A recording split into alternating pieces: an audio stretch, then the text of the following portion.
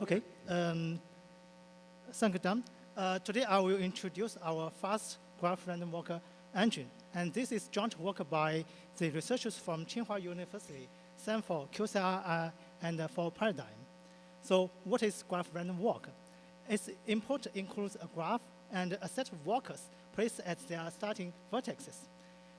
During the walk, each walker walks around by randomly selecting an edge to follow.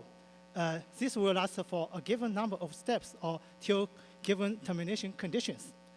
The computation will be done during the walk, or we can just output the set of walk paths.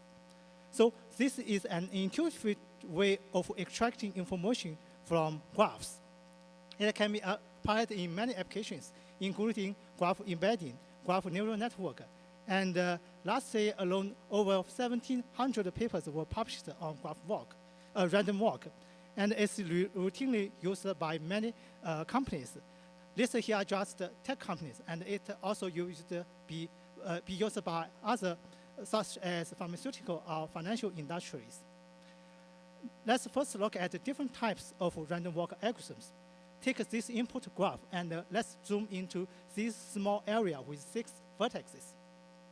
Now you can see that the walk is at the central black vertex, and it needs to decide which of its following 4 neighborhoods to visit next. Common to all walking algorithms, it is done by the sampling one edge according to edge transition probability, which gives the relative chance to be selected. And it's usually given in a normalized manner. So the category of random walk algorithm lays into the different definition for the probability. If the probability is uniform across edges, we get unbiased walk. Here you can see that all the edges are with the same weight. Or if some edges are more thicker, which means they get higher chance to be selected, we get biased walk. If the probability keep fixed during the walk, we get static walk.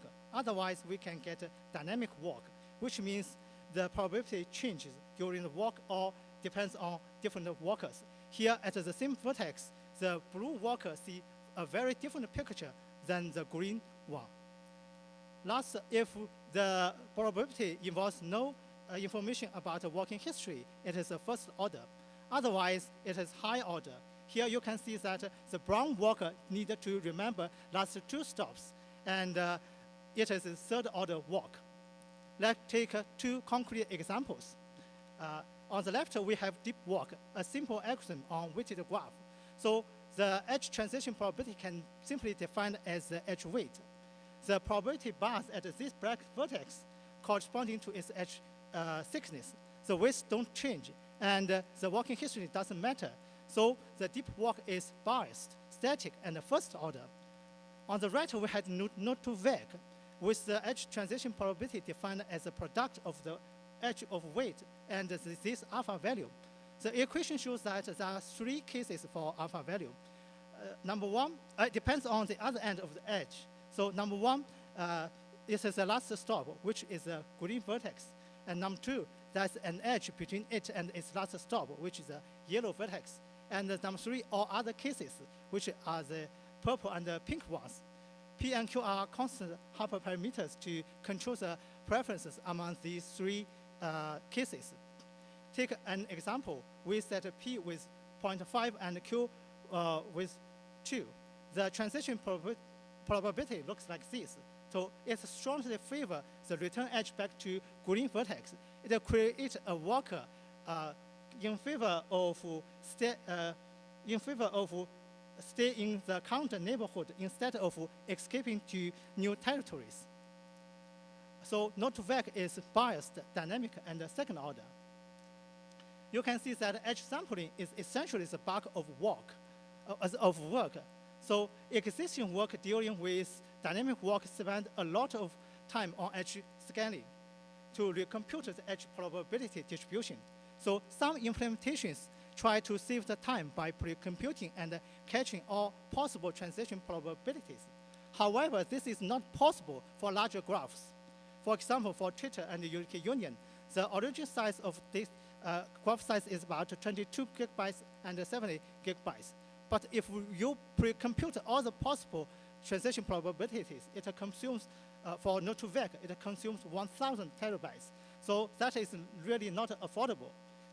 So how about we compute them on the fly? It only have 70 edges per vertex. However, the bad news is real world have highly skewed degree distribution. Small subset of vertices attract the majority of edges, and they can be walk traps, super easy to step in and very hard to walk out. This is confirmed by the degree variance, huge degree variance. And on average, the walker needs to check 1,000 or 10,000 of edges per step. So here comes to our solution, KnightKing. A framework can coordinate millions of walkers on large graphs. To our knowledge, it is the first general purpose engine for general graph random walk. So to enable the algorithm expression, we propose unified edge transition probability definition. To speed up walks, it adopts rejection-based fast and exact edge sampling. And it will propose walk-centric program model and hide common optimizations. So let's start with our unified transition probability definition. The key idea here is to compose the probability definition to separate the static and the dynamic component. So the static component reflects the input graph property, stays constant, and the dynamic component reflects the dynamic nature of walker preferences or states. Here is the template of our definition.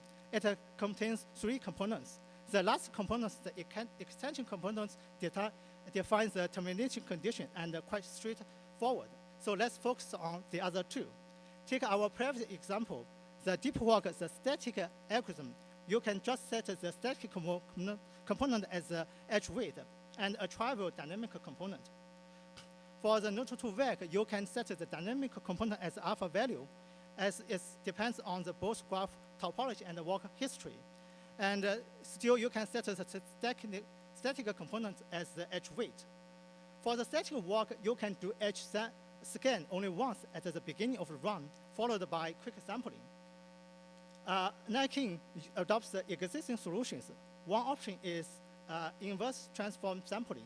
It basically transposes the vertical bars to 1D space and using linear time and space to build an index array and using a binary search to sample edge in log n time.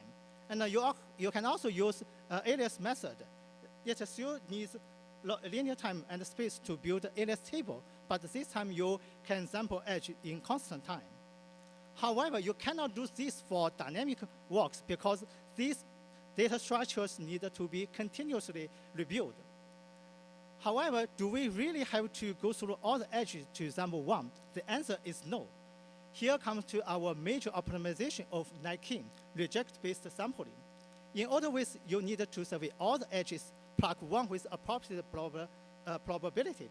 Now with reject sampling, you sample first and then check that and only that edge.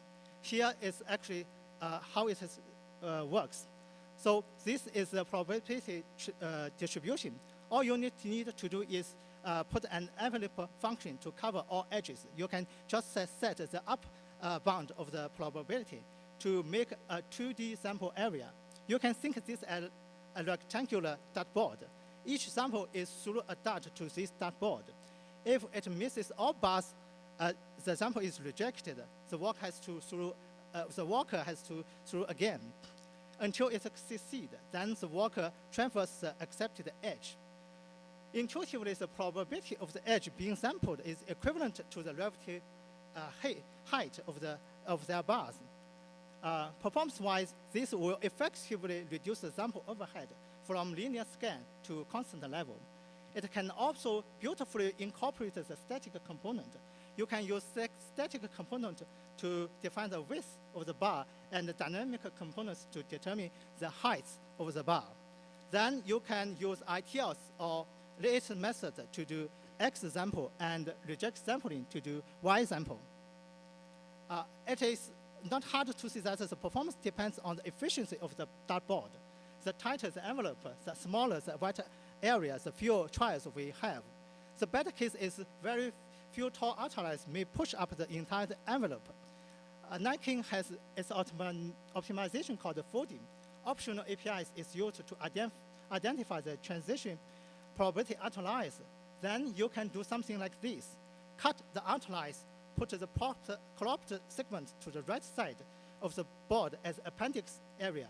This can effectively lower down the envelope and make the data port much, much easier. On the flip side, if we have super tight envelope, is this good? Actually, it might be useful too. Remember that KnightKing never builds physical dartboard. After each trial, an edge is sampled. Then the naive reject sampling will dynamically compute the bar hit to give the verdict. This could involve internode communication and can be expensive. KnightKing provides another optimization called lower bound-based early acceptance. Optional API is used to mark the global lower bound, like the blue line here. Most data, if the data hits below this line, most they will do. The worker will accept the sample without checking the bar height. Next, how can someone use KnightKing? Well, it is the counterpart of graph engine on random walk. Both engines works on the graph data. One takes the vertex-centric view, the other takes the walker-centric view. Many things user specify are similar, such as state initialization and termination conditions. The big difference lies in the middle. For the graph engine, it's all about propagate the update messages via edges through messages. So user need to tell the engine about how the messages are generated and acted upon. For the random walk engine, it's all about how to walk around the edges. So user need to define the edge transition probability, envelope function for reject sampling, as well as the outer queries for high order walks.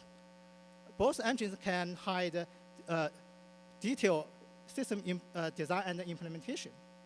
We implement our system in 2005 lines of code. Many design choices are borrowed from existing graph engine, and it has its own pipeline and scheduling optimization, specifically targeting distributed graph random walk. This here is a straggler example. The figure shows the active walkers for node2vec and active vertex for BFS across iterations. You can see that node2vec takes a long time to converge. So this is because the unlucky walker gets trapped on the locations with higher rejection rates. KnightKing uses fewer threads while the number of active walkers shrinks. Finally, the evaluation. We evaluate our system with 8-node cluster with this configuration. 4 data sets are used, and also 4 applications.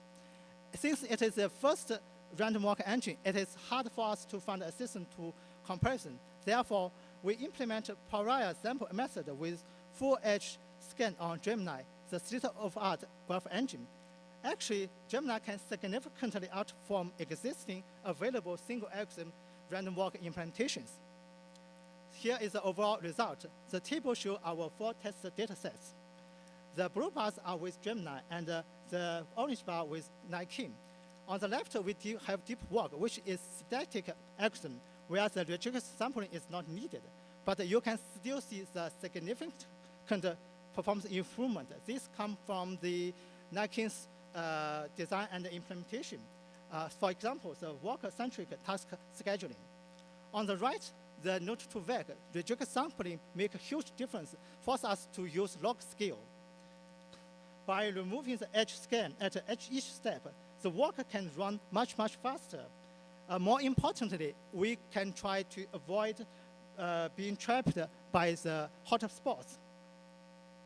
For larger graphs, it usually takes 1 to 20 days to finish, but with KnightKing, it finishes in 3 minutes. Next, we zoom into what happens during dynamic walk. This time, we use synthetic vertices. And we report the average number of edges examined per walker per step. The blue line shows the full scan, the results of all the full scan. And origin line shows the results of KnightKing with reject sampling.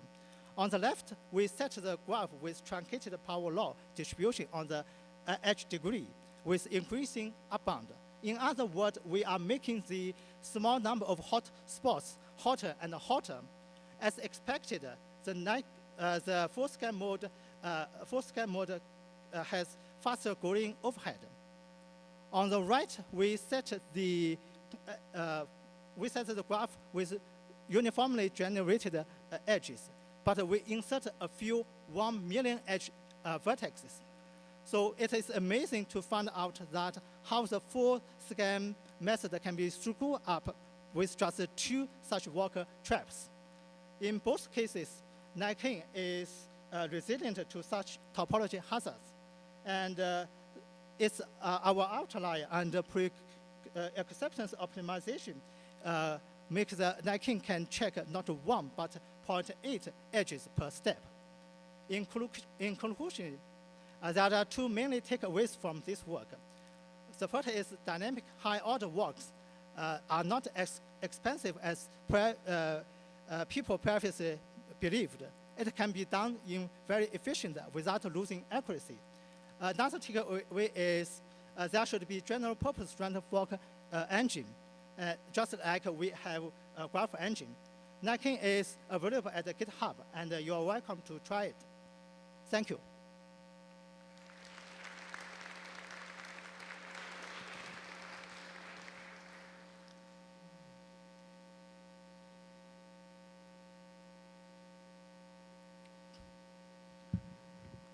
Again, really cool. Can I ask a small, detailed question? Okay.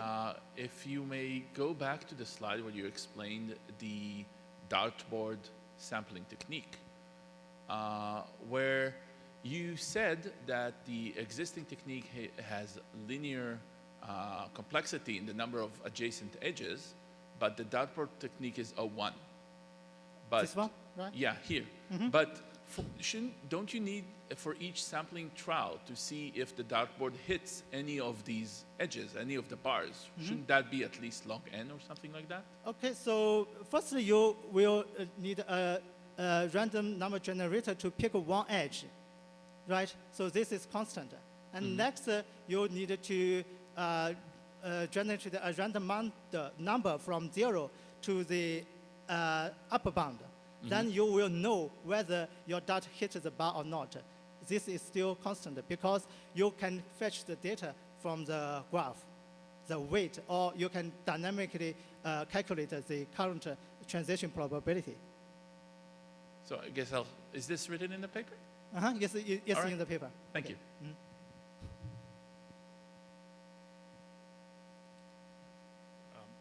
I'm fascinating. Peter Desnoyers, Northeastern. The tricky part appears to be those upper bounds and finding and lower bounds and finding outliers. I assume the answer is read the paper. Do you mean how to find the up bound and lower bound? Yes. Okay, so it's actually for some applications, for example, not VEG, you can just set the upper bound as 2 because this is the inherent to the application. And also for the lower bound, it is application specific.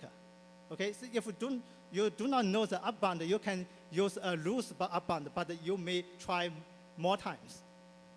Okay, thank you. So that then is the work in encoding a particular search into this. Thank you. Okay. If there are no other questions, let's thank our speaker, and we'll Thank get you. set up for the last one.